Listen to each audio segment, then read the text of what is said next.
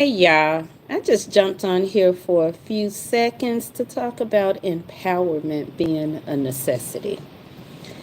I have been talking to women and coaching, practicing for, 25 years. I know I'm only 35 years old. Y'all figure that out. But seriously, I was speaking to a young lady.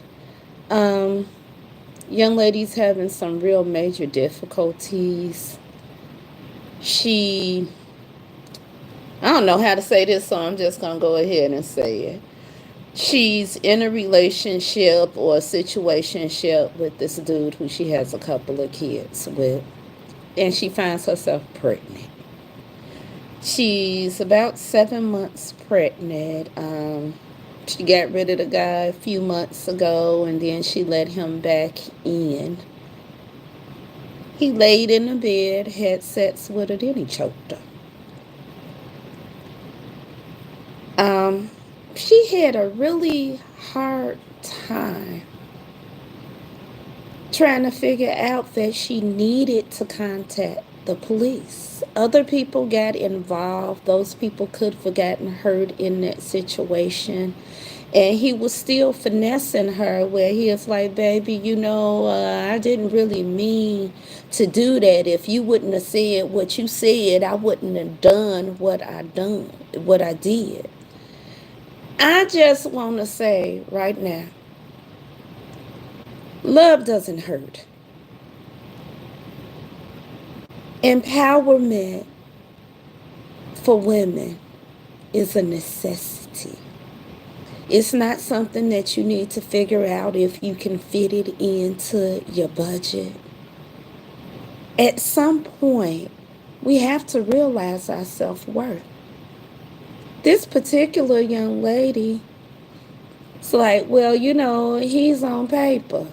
For those of you who don't know, that means that, he's been locked up and he's out on parole. And she didn't want him to get in trouble. It took a while for her to understand that this person was really trying to kill her. I'm on here on this rainy in Chicago cold evening, just letting people know loving ourselves is important. It's crazy, but I understand where she's coming from. In our communities, and that would be all of our communities as women, either somebody has put out their hands on us or we've seen abuse all around us to the point that we normalize it. Again, love don't hurt. Love is a constant journey where it's ever changing, but at no point does it hurt. A person can't say they love you and slap you. They can't say they love you and actually mean it and play emotional games with you and treat you any type of way. And if it doesn't feel good to you, it's not love. At some point, we have to decide that we're going to love ourselves. When are we as women going to get to the point where we love ourselves, regardless of what happened to our mama, what happened to our sisters, what happened to our aunties, or even what happened to us? In the book that I wrote, The Journey of Rediscovering Me, I actually talk about abuse, and I can tell this story openly because this is one of my relatives' stories, and she tells it openly. Where at one point, she found herself laying in a bed, and her baby daddy called us and said, y'all need to come get her. You need to come get her. She's bleeding to death with no explanation. They fought a lot, getting into it. If you telling me you getting into it, that mean that y'all throwing blows. Getting into it for me is not a verbal argument. So he says that, and me, my mama, my sister, Well, I can say this because did nothing happen, and I wrote about it. My mom had a BB gun, which was a replica, looked like a real AK-47. I grabbed a knife. My sister grabbed a steel bat. And if he had put his hands on her, this was going to be the last time he put his hands on anybody. And we meant that on everything we loved. We went over there, and one of my nephews opened the door. When he opened the door, her baby daddy ran. We chased him. And I guess that cat had 9 lives because he jumped off the second floor porch. And we didn't continue pursuing him. We went to check on my sister. She was laying in a pool of blood. Fortunately, this day he hadn't hurt her. She was hemorrhaging, pregnant, and he had no idea that she was pregnant. She ended up having twins. And this was actually the last time she saw this man. We had to move her around and put her in different places to keep her safe. And the crazy part about that is her having children, they internalized that trauma. I ain't even gonna lie, I internalized that trauma. And it's a trauma that at that age, of course, I ain't do that yesterday. That was some years ago. I was about 21. My little sister was 11. And here it is, we have weapons to protect us. And what if something would have happened to us while we out here as women trying to fight men? These are the things that we don't think about when we like, oh, me and such got into it and it's okay. And we go back to these men or these women who are attempting to hurt us. Generationally, this has been a problem. From the time that our ancestors hit this land, well, whoopings. I don't know about y'all, but I got whoopings. I can say with many blessings and gratitude that my grandfather never hit me and my father never hit me. But there are still, whips on my legs from my mama hitting me, from my aunties hitting me, and they're going to beat the hell out of me to get into shape. And that just perpetuating violence that was passed on where, when somebody did hit me, and yes, somebody hit me before, it didn't go well because, my grandfather taught me to play with knives. But they did think that it was okay to put their hands on me. And had I not been raised in a family where, we gangster, we would just, we gonna make it do what it do. But, we can't control what happened, but we had control over what happened next. I might have thought that it was a good idea for somebody to beat me down or to hit me and then apologize and lay up and cuddle next to me like it was okay. How many of us can say that, somebody has emotionally abused you, called you out your name? First they love you, then you're a bitch, then you're a hoe.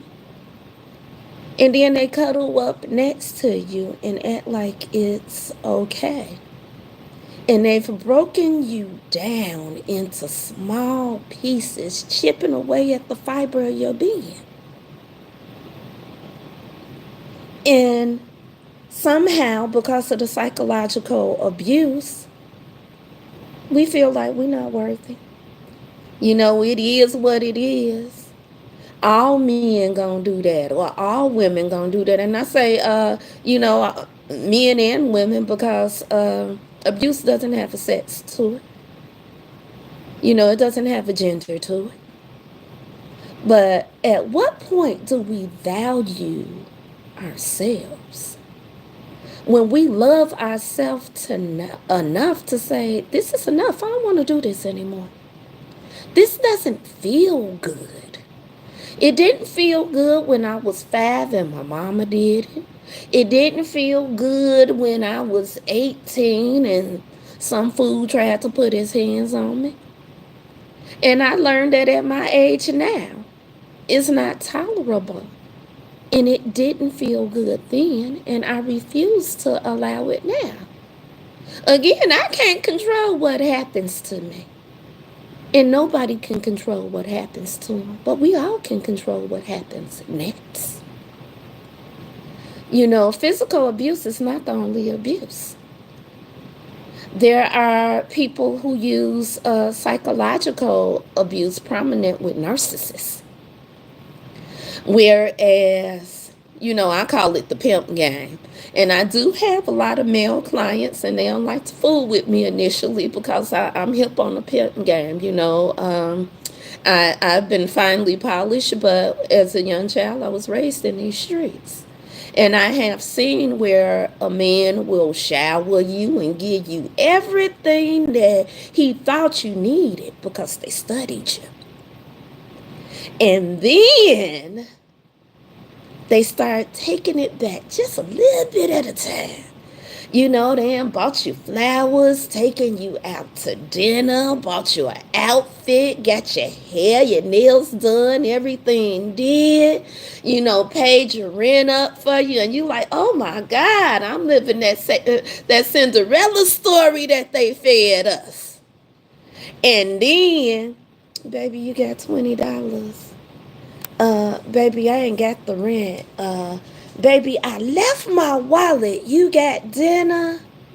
And within a few months, they have taken back 10 times what they gave you. And when you address it, they like, oh man, you won't even let me be a man. I told you I'm just going through a little situation right now. Situation was a perpetual situation, and they had studied you to know that you'd run that game that I call the pimp game. And now you're feeling indebted to them, and I don't want to take away their manhood. I'm going to give them an opportunity to make good. And once they see you really, really, really, really pissed, they wash and they rinse and do the same thing over and over and over and over to you. And when you recognize the game and you decide that you're not going to take it no more, either they want to fight, you got to get order of protections, a victim from your house. And if you should be fortunate enough to get rid of them, because you're not healed and you don't understand where that brokenness comes from, you get the same spirit in a different body. And you don't even recognize it. Well, you know what? We recognize it. We start talking to that person and we get that in our stomach. Like, ooh, I ain't felt this before. But dang, he fine. He just like I like him. I'm tripping. That was just make up a name. Marty did that to me. I can't just be holding it against anybody.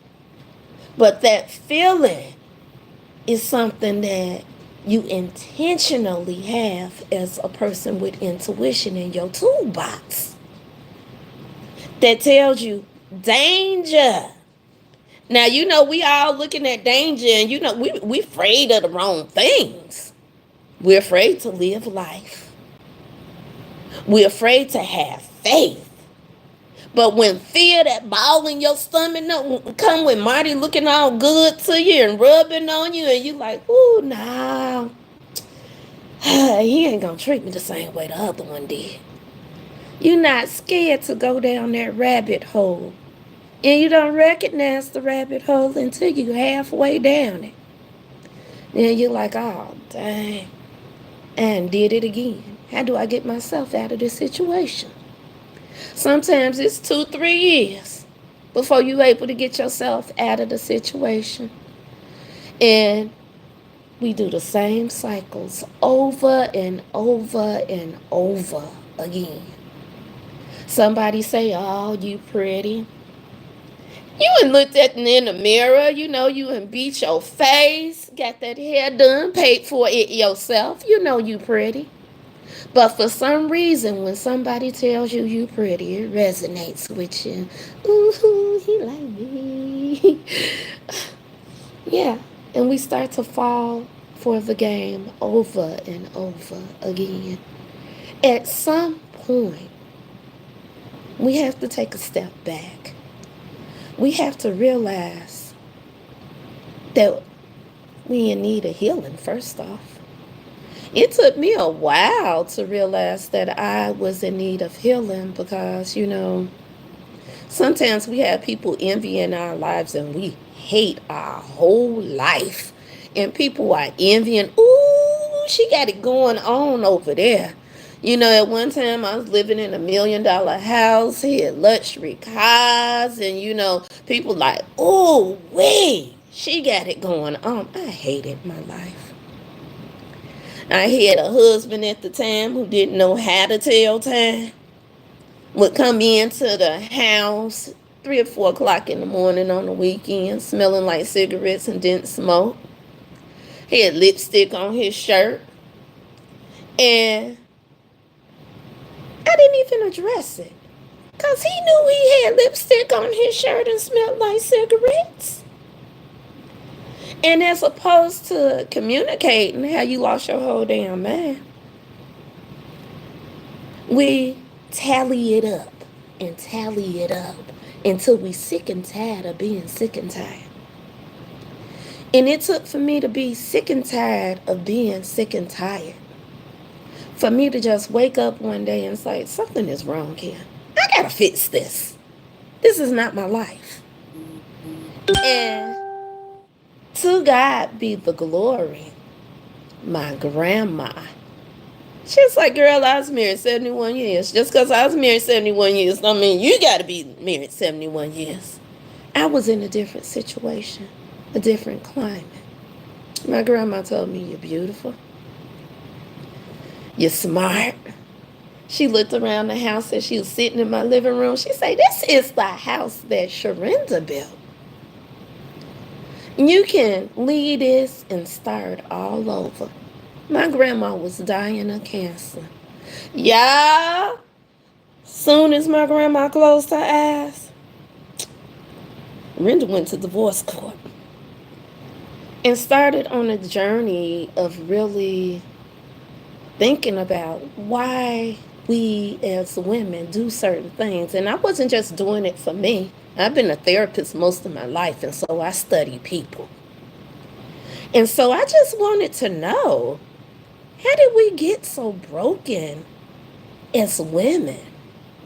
And I came to the conclusion that it's cultural, it's environmental, it's societal. But whatever it is to you, when you've gotten tired and worn down enough, you get stuck.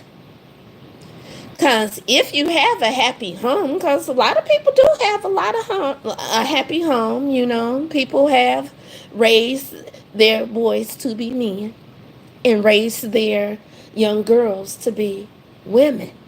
But if you were raised in these homes where abuse took place, you go to work and you let people talk to you any kind of way.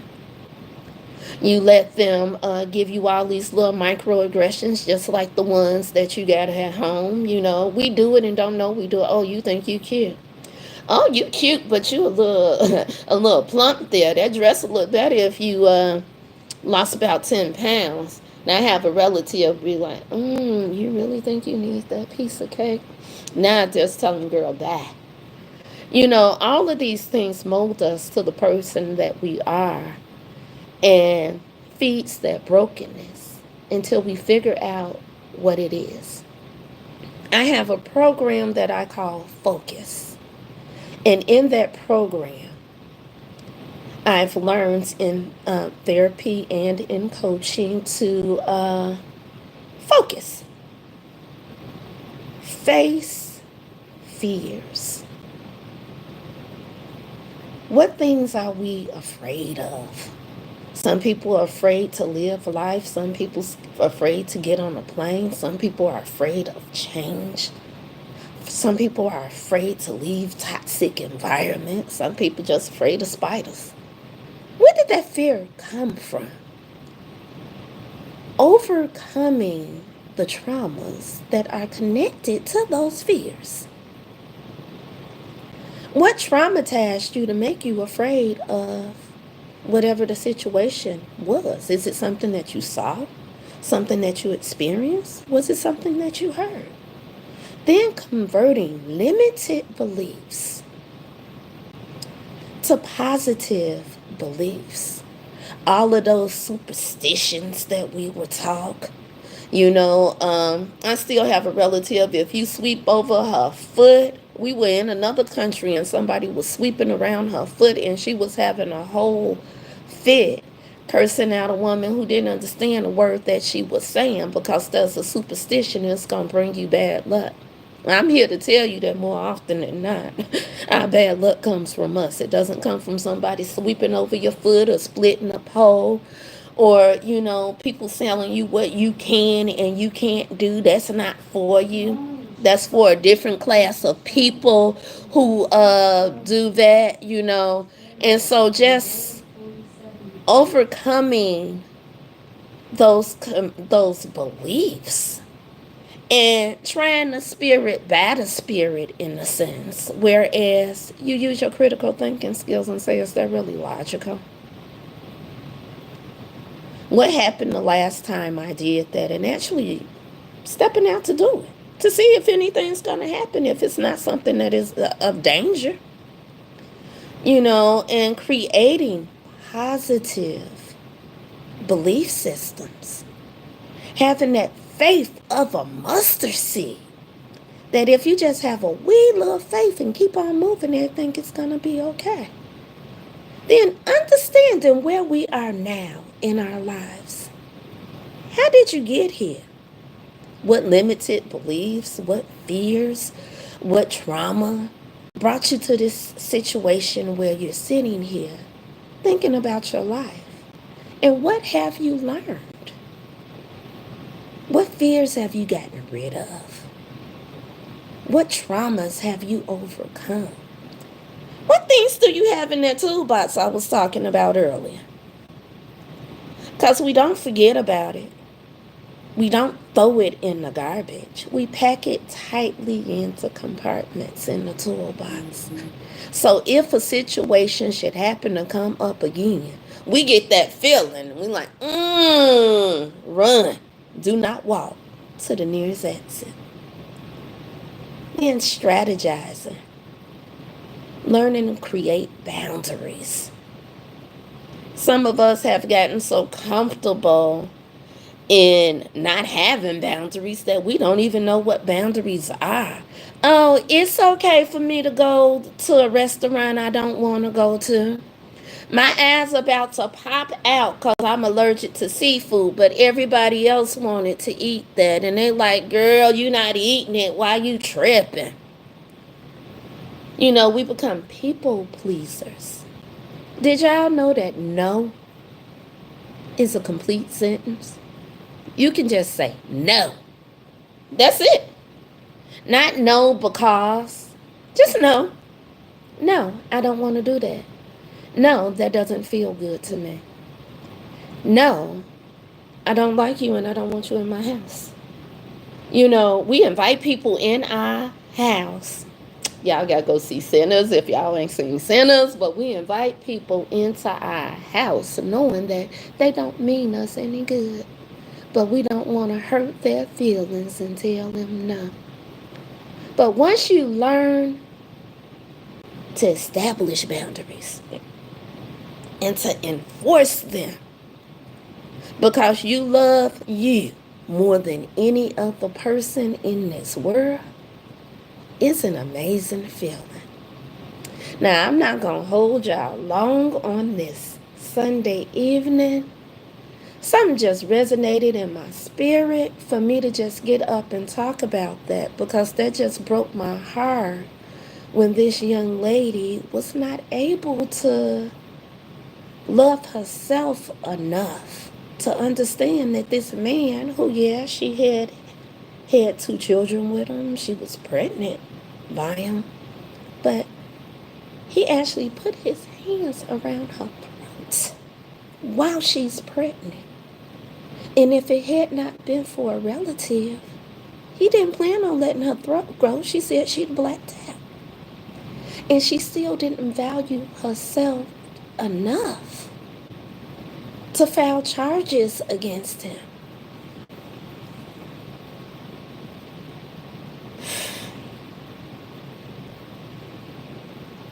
I want y'all to really think about that.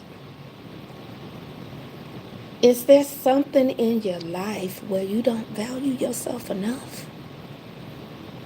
That even though it hurts, you're still willing to allow a person, place, or thing to hurt you?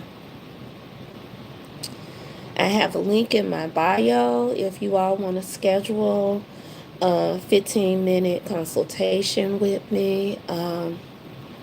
If you just want to be part of my group, get your voice back.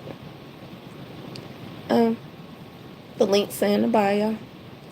If you just want a little roadmap, you're not ready to do it, I have a very inexpensive book, The Journey of Rediscovering Me, where I tell my own business.